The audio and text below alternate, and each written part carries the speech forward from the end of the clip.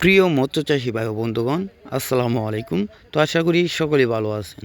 তো আজকে আপনাদের মাঝে আলোচনা করব আপনারা কিভাবে 50,000 মাছ চাষ করবেন এবং 50,000 মাছের আয় ব্যয় নিয়ে আপনাদের মাঝে আজকে আলোচনা করা হবে। এবং 10 শতকে আপনারা 50,000 মাছ চাষ করতে পারবেন। আবারও দেখা যায় 7 শতক পুকুরে 50,000 মাছ চাষ করা যায়। যেরকম পুকুর মানে পানি যদি আউটলাইনে পাইপ দেওয়া থাকে, পানি পরিবর্তন করা যায়, তাহলে এইরকম পুকুরেও আপনারা 7 শতক পুকুরেও আপনারা 50,000 মাছ চাষ করতে পারবেন।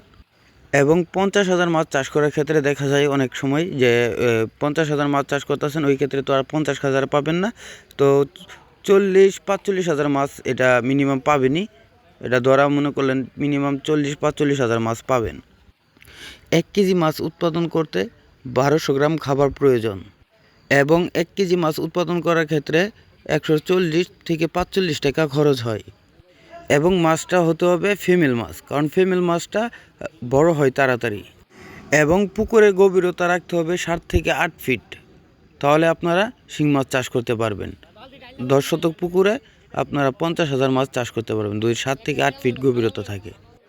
এবং পুকুর শুকিয়ে ভালোভাবে রোদ দিয়ে পুকুরের তলদেশে আপনারা আধা কেজি প্রতি শতকে চুন প্রয়োগ করবেন। এবং শিং মাছের খাবার দিবেন আপনারা সন্ধ্যার পরে একবেলা দিবেন, আর ভোরবেলা দিবেন একবেলা, এই 2 বেলা খাবার প্রয়োগ করবেন। এবং পুকুরে মাছ ছাড়ার পর 15 দিন পর পর আপনারা জীবাণুনাশক প্রয়োগ করবেন, তাহলে মাছ ভালো থাকবে।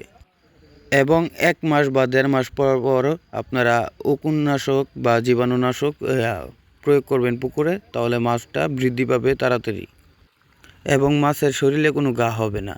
তো আমাদের কাছ থেকে যারা ফিমেল মাছ ক্রয় করতে চান, তারা আমাদের ভিডিও দেওয়া স্ক্রিনের নাম্বারে যোগাযোগ করে আমাদের কাছ থেকে ক্রয় করতে পারেন।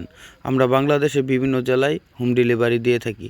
এবং কি আপনারা চাইলেও আমাদের প্রতিষ্ঠান থেকে এসে দেখে মাছের পোনা ক্রয় করতে পারবেন।